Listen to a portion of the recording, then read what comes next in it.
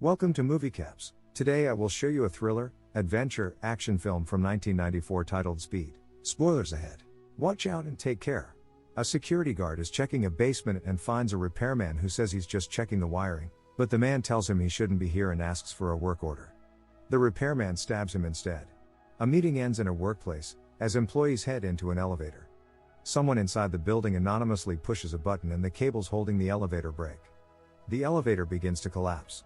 Police arrive on the premises to help. Lieutenant Mack informs his team that 13 passengers are stuck in an elevator below floor 30. The bomber demands $3.7 million or he'll blow the emergency brakes of the elevator. The police realize they have 23 minutes left to take action. They can only reach the internal portion of the building through access panels, and the elevator hatch has been wired to trigger the bomb.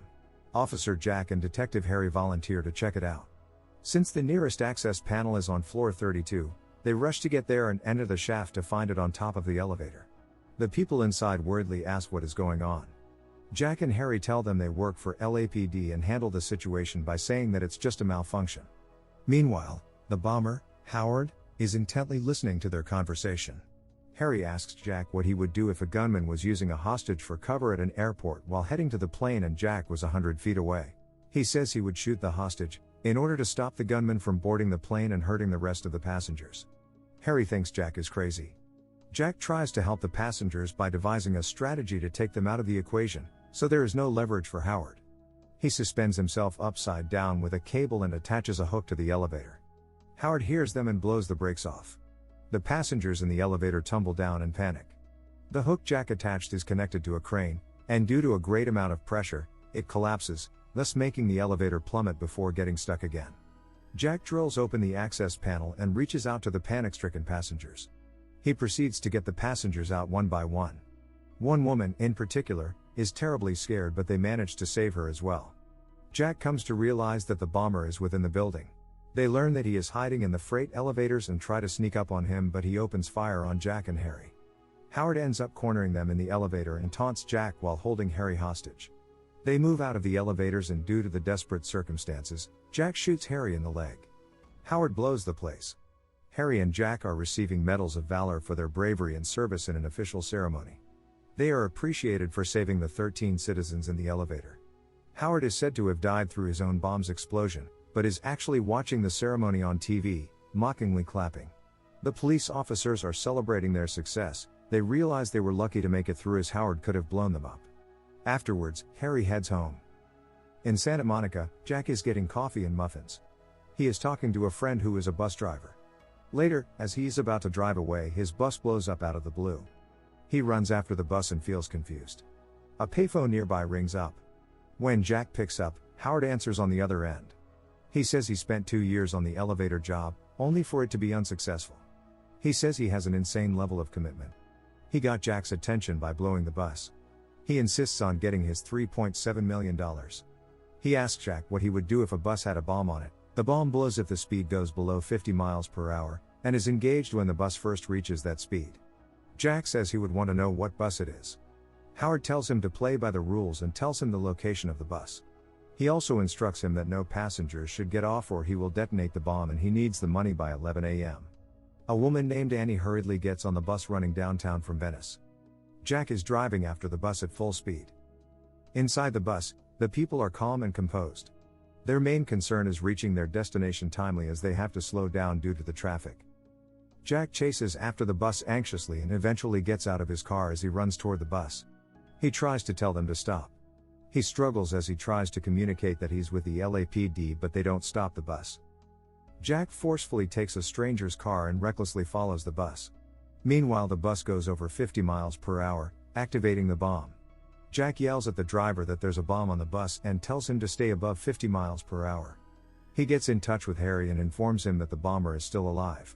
Jack manages to get on the bus and tries to inform the people of the existing situation. A man pulls out a gun on him. Jack pulls his gun out in defense.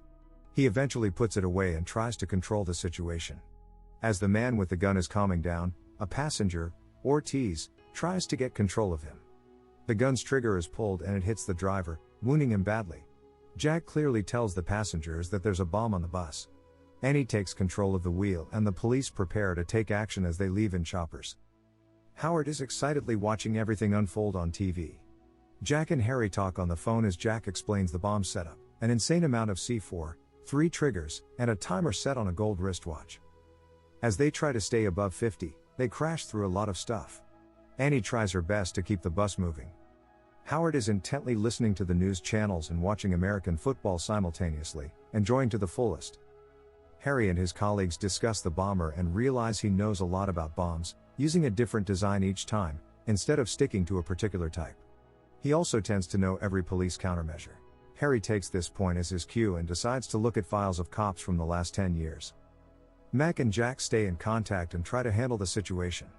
Annie keeps driving the bus recklessly to prevent the bomb from detonating. Mac is sitting inside a chopper and providing directions to Jack in order for them to safely reach the police units and get the necessary help needed. A very sharp turn comes around, but Jack and the passengers balance the bus and manage to make it past the turn.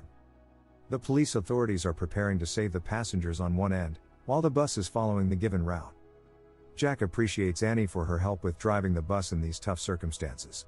She asks why the bomber is after them. Jack tells her he's actually after him. He is fascinated with playing games with the authorities. If Jack is able to save everyone today, there'll be another game tomorrow, and so it goes. Harry instructs his colleagues to go through the pension funds, as he suspects that the bomber is disabled. He may not be LAPD, but he's nearby. He thinks he's seen him before. Mac and the authorities arrive and try to get passengers out somehow. Jack tells them they can't take the passengers out of the bus because he will see them and trigger the bomb. Mac tells him there's a possibility he might be a cop. Howard calls for Jack.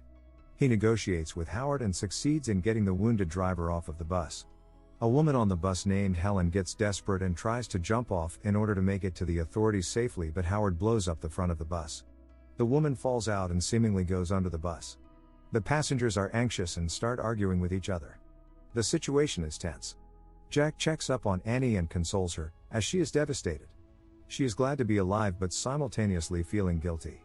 Jack tells her not to feel guilty because if Helen had gotten off, Howard would have killed them all. Mac informs Jack that unfortunately there is a 50-foot gap in the road as the freeway is unfinished. Jack decides that they should keep driving above 50 miles as it is an interchange, so it might have an incline. He instructs everyone on the bus that when they hit the gap, they should keep their heads down. When they reach the incomplete section of the interchange, they go flying over it and miraculously land on the other side. Everyone is happy and they congratulate each other. Jack makes Annie head for the exit, which leads to Los Angeles International Airport's air cargo terminals. They head for the airport because the choppers can't follow them there, and so Howard can't stay updated. Howard and Jack are on the phone as he demands his money and insists that he earned it. He tells Jack that he got a medal too, along with a pink slip, and an apology for his hand getting damaged. Jack convinces Howard to let him get off the bus alone, so he can talk to the authorities face to face about Howard's demands. He allows it, telling Jack to come back quickly and not to double-cross him. Jack tells Annie to keep circling the airport runway while he's out. He gets in contact with Mac, who suggests taking the passengers out, but Jack is concerned that he will blow up the bus, knowing that he's been a step ahead of them every time. He decides that he needs to dismantle the bomb. The people in the bus wonder what's happening. Mac tells Jack that they won't be able to hold steady for long. He says he just needs a few minutes. Harry is in touch with him through the phone. A cable is attached to Jack as he slides under the bus while lying on a mechanic's creeper.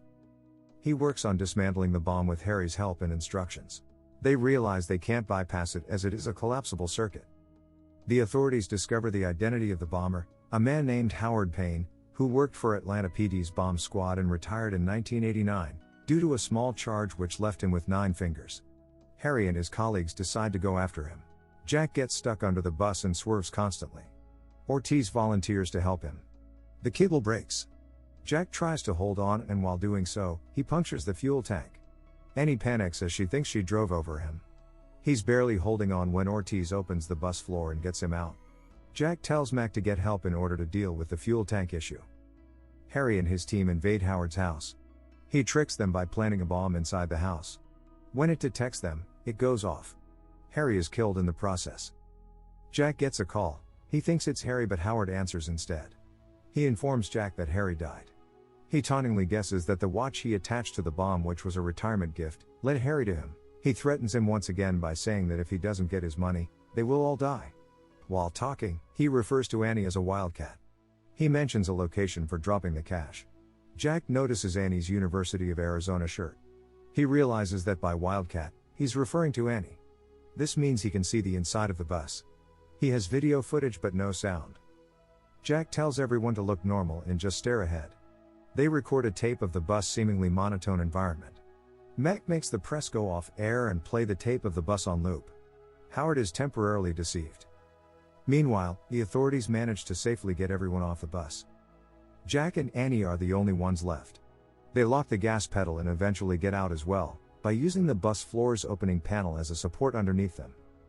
The bus crashes into a freight plane and blows. Tremendous and intense explosions take place as the passengers watch from afar. Jack and Annie are safe and happy. Mac checks up on them. They receive medical attention. Howard calls again asking for money. They realize he doesn't know that the bomb blew up. Mac says they'll bring the money in 30 minutes. The authorities arrive at Howard's location and cover the area completely. Jack and Annie are riding in an ambulance. Jack gets out and says he'll be back. The authorities plant a paint bomb with the money. Sanitation workers drop the bags in the trash can. Howard notices the authorities hidden at different locations with their weapons aimed at the collection point of the money. He tries to trigger the bomb on the bus but realizes that he has been fooled by the loop tape playing on TV. He pretends to be a cop and takes Annie away. Meanwhile, the authorities wonder where he is, since the money hasn't been collected. Jack knows he's never late. It is revealed that he got the money and is on the move, as Jack locates a hole under the trash can through which he escaped. Jack finds Annie in an underground subway area with bombs all over her. Howard shows up and makes her fill a bag with the money. Jack tells him to take the money and leave Annie alone. Howard coldly talks about how bombs are made to explode. He eventually leaves with her. He continues to terrorize people by shooting with his weapon, and gets with her on the subway. Jack manages to get on the train just in time. Howard kills the driver. He tortures Annie with his callous speech, telling her it'll hurt less if the bomb explodes. He finds the paint bomb inside his bag of money and gets frustrated. Jack and Howard have a one-on-one fight on the roof of the train. His head gets smashed against a railway signal and he falls off. Mac informs Jack that the track ahead isn't finished. They are unable to stop the train and have to jump off. The situation gets tough as Annie is handcuffed to a pole. They try to break her free but it doesn't work. Jack decides to accelerate the train and take it as it comes. They sit and hold each other. The train hits the turn and breaks into several parts. The part containing them lands outside the construction area, on the road. They are happy to make it through and start kissing as people are mesmerized by how they survived. The end. Thank you for watching. Subscribe if you'd like to see more videos like this.